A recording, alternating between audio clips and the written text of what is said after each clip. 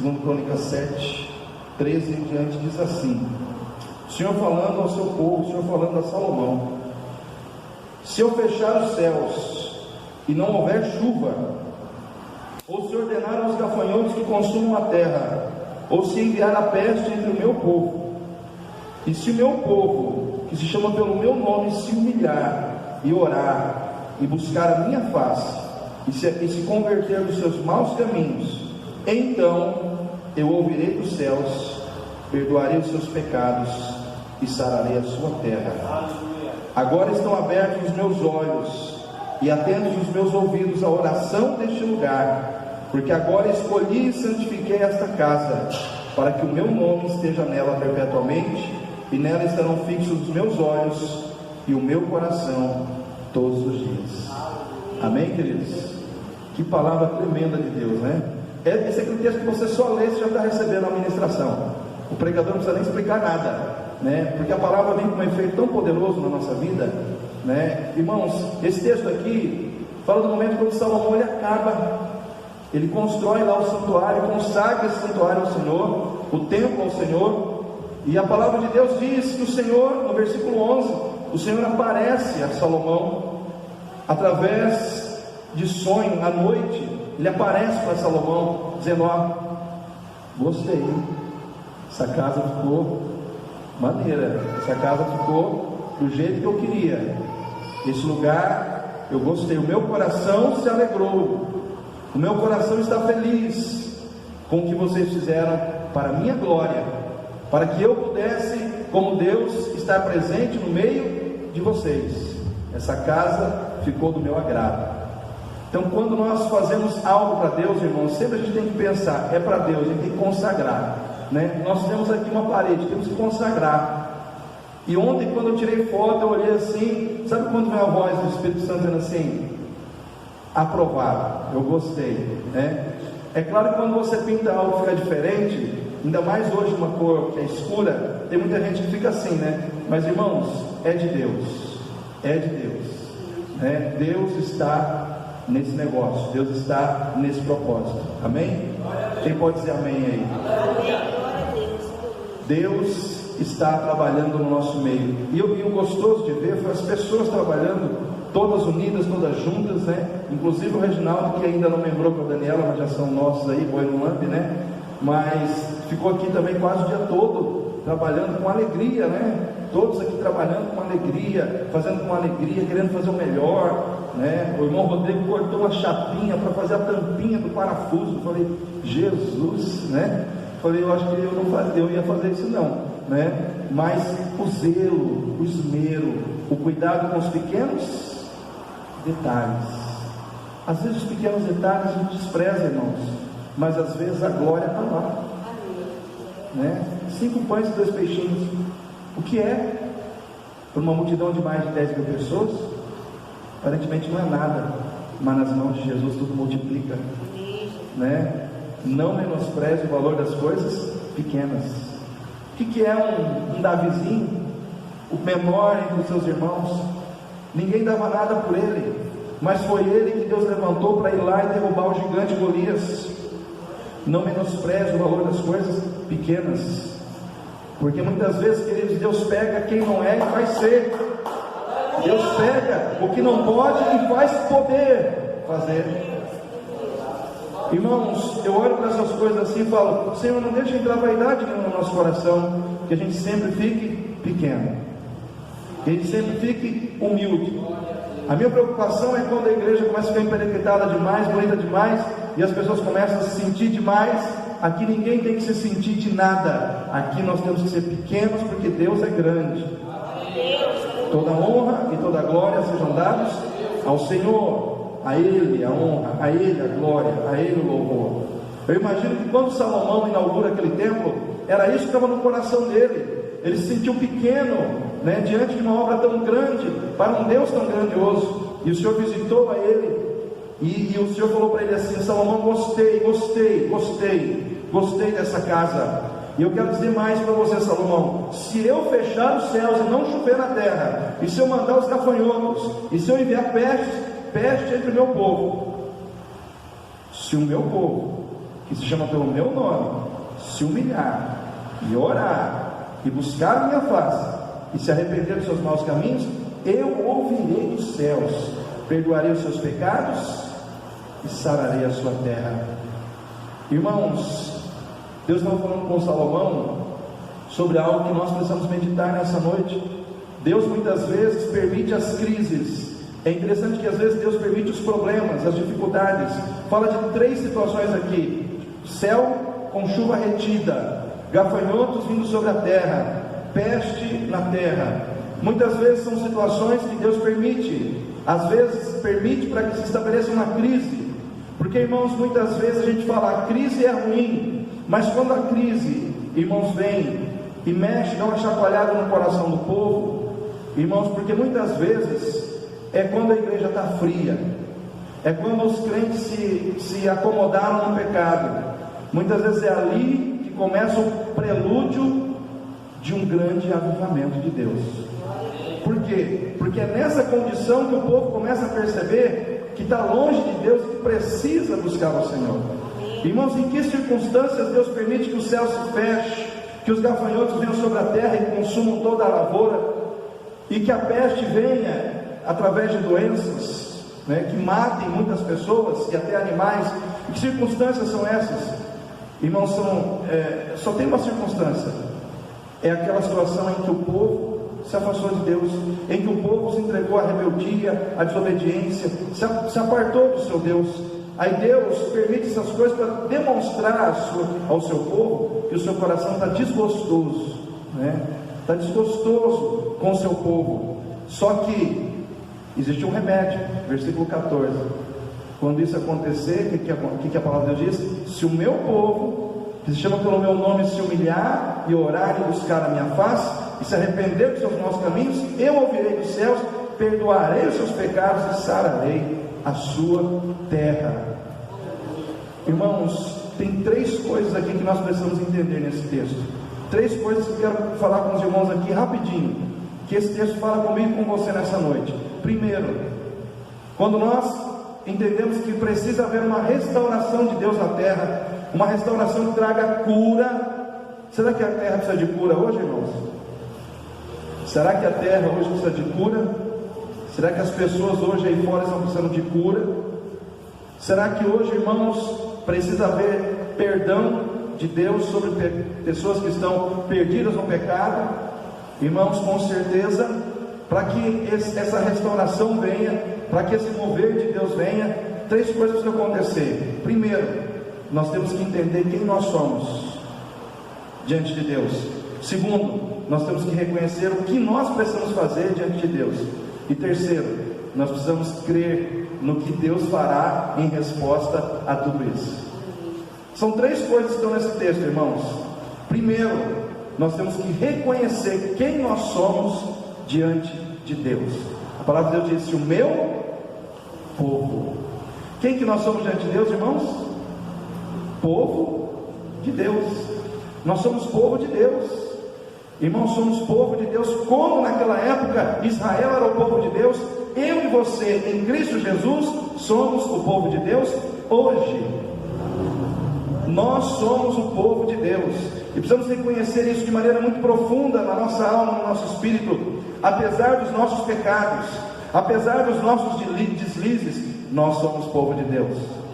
Apesar de muitas vezes, irmãos, nós não levarmos a sério a vontade de Deus na nossa vida, brincarmos até às vezes com as coisas de Deus, não levarmos a sério muitas vezes os desígnios estabelecidos na palavra de Deus para as nossas vidas, nós ainda somos povo de Deus. Apesar de muitas vezes, irmãos, nós errarmos e sofrermos a disciplina de Deus através das circunstâncias que Ele permite na nossa vida, Deus não nos despreza, Deus não nos joga fora. Ainda somos povo de Deus. Ainda somos povo de Deus. Somos povo de Deus. Ser povo de Deus, irmãos, é primeiro um grande privilégio. Nós somos privilegiados por sermos povo de Deus. Quem é o povo de Deus? É aquele que é escolhido por Deus, é aquele que é capacitado por Deus, é aquele que é habitado por Deus, é aquele que é a ovelha de Deus. Como povo de Deus, nós somos ovelhas de Deus. Como povo de Deus, nós somos a igreja de Cristo. Como povo de Deus, nós somos a nação santa, o povo adquirido para que anunciem as maravilhas daquele que vos tirou das trevas para a sua maravilhosa luz. Como povo de Deus, nós somos um povo que vivemos debaixo de uma aliança de bênção, estabelecida mediante a nossa fé na graça de Deus. Sempre foi, sempre será assim, irmãos. Sobre nós repousa uma aliança de bênção, como repousava uma aliança de bênção sobre a vida do povo de Israel, que começou em Abraão. Deus falou com Abraão, e Deus simplesmente chamou Abraão, e Abraão acreditou em Deus. Isso é fé. Ou seja, uma aliança começou quando um homem resolveu acreditar que Deus existia, e que Ele era cumpridor da sua palavra, e que Ele fazia com que promessas se tornassem realidades na vida daqueles que criam nele. Então Abraão, ele iniciou uma jornada com Deus, e de Abraão surgiu Israel, e eles surgiram debaixo de uma aliança de bênção, e essa aliança de bênção chegou até nós. Estamos debaixo de uma aliança de bênção. Como povo de Deus, nós temos que saber disso. Mas pastor, por que eu tenho que saber que eu estou debaixo de uma aliança de bênção? Porque todos os dias o diabo procura dizer para você que Deus te esqueceu, e eu estou aqui nessa noite para dizer que você está debaixo de uma aliança de bênção, e que Deus nunca esquece quem está debaixo dessa aliança. Deus não esquece, Deus não abandona aqueles a quem Ele acolhe. Deus escolheu um dia e escolheu você para que você fosse dele para sempre. A não ser que você desista da fé, a não ser que você apostate da sua fé, mas Deus não apostata do amor que Ele tem por você. Nós só deixamos de ser de Deus, não por culpa de Deus, mas por culpa nossa. Porque quando Deus te chama, Ele te chamou para que Ele estivesse com você em todo o tempo, e para que você esteja com Ele em todo o tempo também. Agora, Ele nunca deixará de ser Deus. Tanto é que Ele nos diz na sua palavra: se vocês forem fiéis, eu permaneço fiel, porque não posso negar a mim mesmo. Deus não nega quem Ele é. Ele é Deus.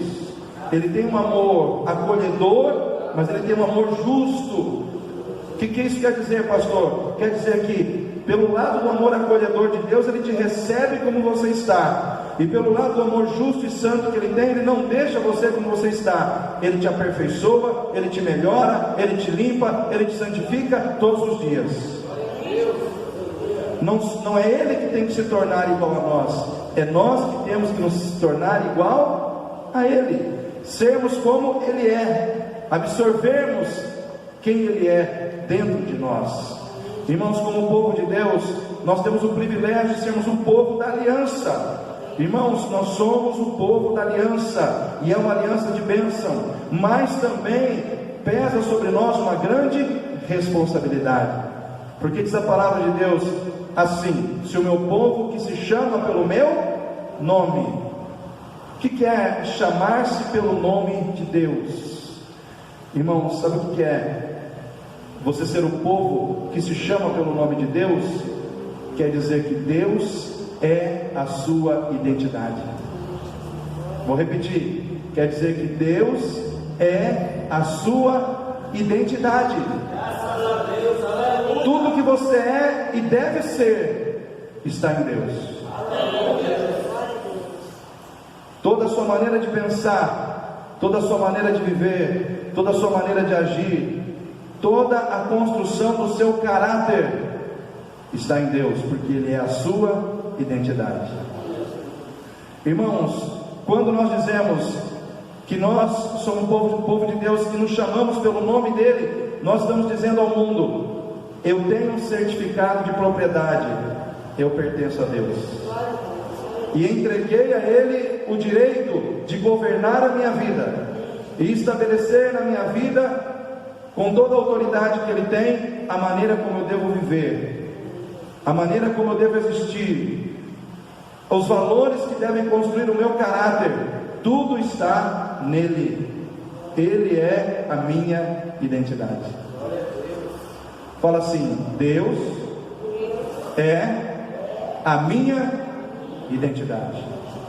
Deus é a minha identidade. Quem eu sou? Eu sou quem Deus é, porque eu fui chamado para encontrar nele a minha identidade. Eu sou de Deus, e em Deus eu estou, e Deus está em mim. Ora, Massuri Andaramara. Deus é a minha identidade, e isso nos traz uma responsabilidade. Somos privilegiados pelas bênçãos que temos como povo de Deus, mas também somos responsáveis por glorificar a Deus na terra. Você existe para glorificar a Deus. Você existe para glorificar a Deus, evangelizando os povos perdidos. Amém, irmãos?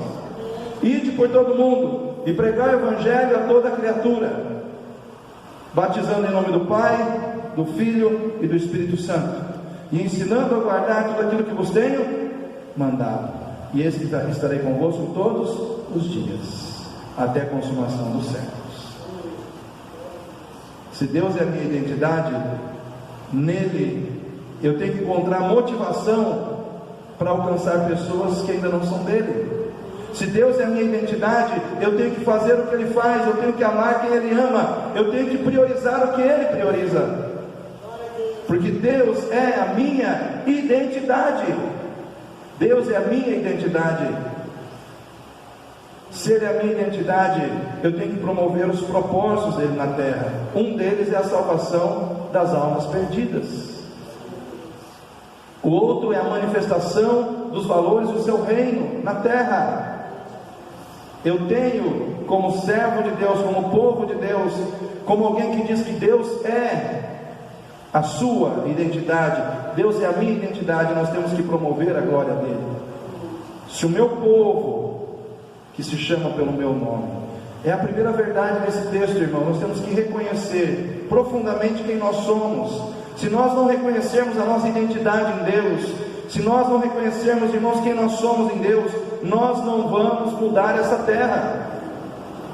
Vou ser mais claro, nós não vamos dar a Deus a condição de mudar a terra através de nós.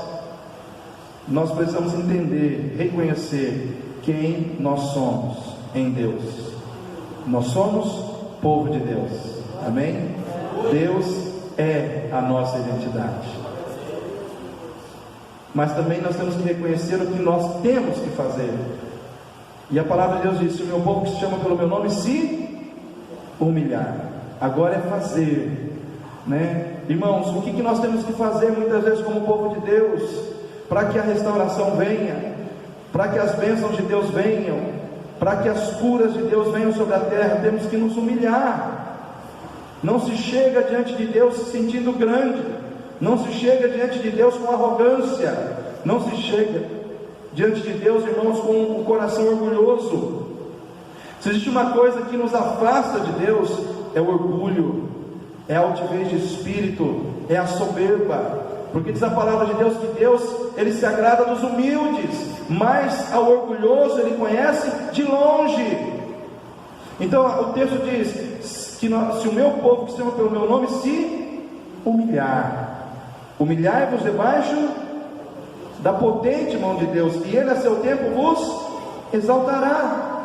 Primeira atitude que eu tenho que ter como povo de Deus, porque a primeira verdade nós já falamos, a primeira verdade nós temos que reconhecer quem nós somos em Deus. Somos povo de Deus, vivemos debaixo do privilégio da bênção que vem da aliança. Temos em Deus a nossa identidade, Deus é a nossa identidade, porque nós nos chamamos pelo nome dEle, povo que se chama pelo seu nome. Deus é a minha identidade, quem eu preciso ser, como eu preciso viver, o meu caráter, como ele deve ser construído, tudo está em Deus. Ele é a minha identidade. Mas agora, como povo de Deus, que reconhece que Deus é a sua identidade, que reconhece que está debaixo do privilégio da bênção, nós precisamos nos humilhar.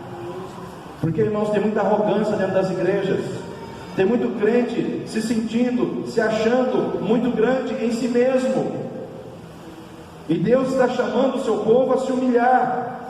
Como diz aquele cântico: se eu me humilhar diante do teu altar, e sacrificar aquilo que me custar, tu inclinarás os teus ouvidos ao meu clamor. Irmãos, o que Deus quer de nós? Que a gente se humilhe. O que Ele vai fazer? Ele vai inclinar os seus ouvidos ao seu clamor. Vai dizer: filho, você está tão precisando de mim assim? Eu vou te ajudar. Irmãos, o que Paulo e Silas fizeram quando eles estavam presos ali em Atos capítulo 16, amarrados com correntes nas pernas, machucados pelos açoites? O que eles fizeram, irmãos? Eles ficaram tristes porque eles estavam sendo açoitados, porque eles estavam presos, eles estavam revoltados com a sorte, com Deus. Não, irmãos, eles estavam louvando a Deus, cantando louvores ao Senhor, se humilhando diante da grandeza de Deus. E o que Deus fez? Mandou o seu poder, mandou a sua unção, mandou o seu Espírito sobre aquele lugar, abalou os alicerces do cárcere, quebrou as cadeias, abriu-se as portas que estavam fechadas. Aleluia! Às vezes, Deus espera que você se humilhe no momento em que você está mais sentindo dor, às vezes no momento em que você está mais sofrendo. Aí você fala assim: poxa, agora certo, Deus não espera nada de mim. Não, Ele espera que você continue se humilhando na presença dEle, em louvor, em adoração, em rendição. Irmãos, eu fico maravilhado com essas pessoas que marcaram história na terra, porque não ficaram correndo atrás do milagre, mas ficaram correndo atrás do Deus do milagre. Tem uma compositora de hinos que chama Fanny Crosby. Ela compôs mais de 1000 hinos para o cantor cristão, e ela era cega, e ela compôs inúmeros hinos. Que segurança sou de Jesus, eu já desfruto o gozo da luz. Um cego falando sobre luz. Eu pergunto para os irmãos: essa mulher viveu o tempo dela aqui na terra correndo atrás de ver, de enxergar? Não.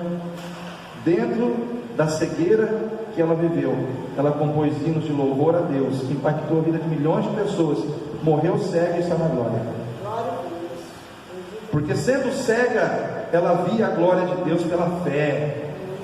Ela via a glória de Deus com os olhos da fé. E tem muita gente que tem olhos que veem, que contemplam as coisas, e muitas vezes estão reclamando da vida, e muitas vezes estão se sentindo tão cheios de direito diante de Deus, quando na realidade nós não temos direito nenhum, irmãos.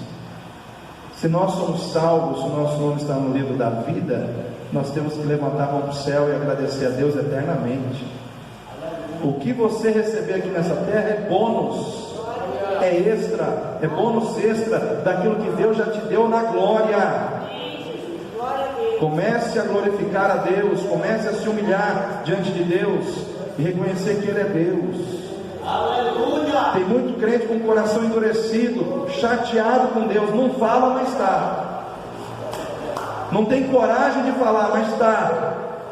Abra o teu coração e diga: Senhor, me perdoe, porque o Senhor é Deus, eu sou teu servo, eu sou teu servo. Eu permiti que esse problema, essa circunstância na minha vida colocasse um sentimento negativo contra o Senhor, mas eu estou abrindo mão disso agora, porque eu reconheço que o Senhor é Deus. Irmãos, o Senhor está dizendo: se humilha, porque aquele que se humilha será exaltado, mas aquele que se exalta será abatido. Se o meu povo que se chama pelo meu nome, o que nós temos que fazer? Nos humilharmos, buscar a minha face. Irmãos, primeiro nós temos que nos humilhar, segundo nós temos que buscar a face de Deus. O que eu entendo de buscar a face de Deus, irmãos? Eu entendo que buscar a face de alguém é você se colocar diante do olhar clínico daquela pessoa e dizer: pode olhar a minha vida, porque eu estou totalmente, vamos dizer assim, eu estou totalmente entregue e estou vivendo em transparência diante do teu olhar. É se colocar diante de alguém para ser olhado e visto de perto, Colocar-se diante da face de alguém é você permitir que o olhar daquela pessoa esteja o mais próximo da tua vida possível. É se aproximar de alguém sem ter medo do olhar daquela pessoa, porque você está preocupado em apresentar para aquela pessoa uma vida que agrade o seu olhar. Aleluia, glória a Deus. Você não está dizendo assim, buscar a minha nuca, mas buscar a minha face. É buscar estar perto de Deus, é buscar estar perto do olhar de Deus. É como se você sentisse querer sentir o fungado de Deus perto de você, de tão perto que você quer estar dele. Irmãos, nós temos isso, para mim, eu traduzo tudo isso numa palavra só: intimidade. Intimidade, estar perto de alguém. Você só se coloca face a face com alguém com quem você quer ter uma aproximação muito íntima, muito profunda. É isso que Deus quer com você, é isso que Deus quer comigo, é isso que Deus quer com todos nós. Amém? Se humilhar, buscar a minha face e orar. Temos que orar, irmãos, como igreja. Por isso que eu propus hoje, depois do culto, janta, encher a barriga, legal, mas vamos nos encher do Espírito também. Quem puder ficar, quem quiser orar, vamos orar. Vamos nos encher mais do Espírito Santo. Vamos deixar o Espírito Santo nos encher como uma água viva, para que a gente possa transbordar dele por onde a gente passar. A oração move os céus, a oração move a mão de Deus sobre a sua cabeça. A oração, irmãos, ela traz dos céus a bênção, a providência, o milagre, a transformação. A oração muda muitas vezes a história de um país, irmãos. Em 1739, a Inglaterra entrou num declínio espiritual profundo. As igrejas estavam frias, as pregações dos pastores eram frias, não tocavam mais o coração de ninguém, as igrejas estavam vazias. O que Deus fez? Levantou na Universidade de Oxford universitários para que eles orassem, e eles começaram a orar, e eles começaram a orar, e o Espírito Santo desceu, e foi um avivamento que se expandiu na Inglaterra toda. E não foram os pastores, foram jovens universitários que Deus levantou, que depois se tornaram grandes pastores. Se eu e você orarmos, o céu vai se abrir sobre as nossas cabeças. Deus vai começar a bradar na terra, Deus vai começar a agir na terra, se nós clamarmos por Ele, se nós buscarmos a face dEle. É hora de orar, é hora de buscar. E último, se nós nos arrependemos dos nossos maus caminhos, nós temos que nos humilhar, nós temos que buscar a face de Deus, ter intimidade com Ele, nós temos que orar, mas tudo isso não vai valer de nada se nós andarmos no pecado. De nada adianta você orar, você buscar, mas você não abrir mão do pecado. Irmãos, temos que reconhecer pecados, temos que confessar pecados, temos que abandonar pecados, se nós queremos que Deus venha curar a terra. Como é que foi dito no início da pregação, irmãos? Que nós, como povo de Deus, podemos trazer cura sobre a terra. A cura que a terra precisa, a cura que muitas vidas, muitas almas precisam, muitas vezes está nas nossas mãos como povo de Deus. Tem muita gente que está doente da mente, tem muita gente que está doente do espírito, tem muita gente que está doente do corpo. A doença, ela está espalhada de várias formas na vida do ser humano nos dias de hoje. Tem gente que está doente, irmãos, nem sequer passou perto do coronavírus, mas na mente a pessoa está vivendo uma neurose mental já, em função dessa situação. Está doente da mente, não sai de casa, não põe o nariz para fora da porta, né? Porque a mente foi afetada com a situação. Queridos, eu e você somos portadores da cura do céu sobre a terra. Quem acredita nisso? Quem confessa mais pecados não é aquele que peca mais, é aquele que está mais perto de Deus. Quando a pessoa começa a bater no peito e falar que ela é muito boa, ela começa a fazer propaganda de si mesma: eu sou íntegra, eu sou íntegro, eu sou isso, eu sou aquilo. Irmão, essa pessoa está longe de Deus. Porque, irmãos, quando a gente vive na escuridão, a gente não vê as manchas negras, mas quando você vai para a luz, precisa ser visto, é visto porque a luz esclarece tudo.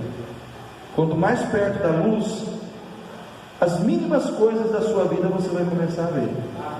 Quanto mais longe da luz você estiver, mais você vai achar que você está bem, que você não tem nada de errado na vida, que Deus está te devendo alguma coisa, e muitas vezes você precisa pedir perdão para Deus, se arrepender dos seus pecados. Então nós já falamos de duas coisas. Primeiro, precisamos reconhecer quem nós somos. Somos povo de Deus, amém? Segundo, precisamos reconhecer o que nós temos que fazer. 4 coisas: nos humilhar, buscar a face de Deus, orar, arrepender dos pecados. E a última coisa é o que Deus vai fazer em resposta a tudo isso. As promessas de Deus. O que Deus promete? Eu ouvirei dos céus, vou ouvir o teu clamor, vou ouvir a tua oração. Segundo, vou perdoar os seus pecados, vou te limpar de novo, vou te purificar de tudo aquilo que é pecaminoso. E terceiro, eu vou sarar a sua terra. Isso são coisas que são muito importantes na nossa vida: cura, perdão de pecados. Mas tem uma coisa que está acima de tudo isso, que vem no versículo 15 e 16: colocarei os meus olhos sobre ti, o meu olhar sobre ti. Isso quer dizer a presença de Deus. A presença, melhor do que a cura de Deus, melhor do que as bênçãos de Deus, é a presença de Deus sobre a tua vida. Deus quer vir com a sua presença sobre nós. Deus quer que sintamos que Ele é uma pessoa que olha, que ouve, que sente, que se faz presente na nossa vida. Então eu quero que você fique em pé nesse momento.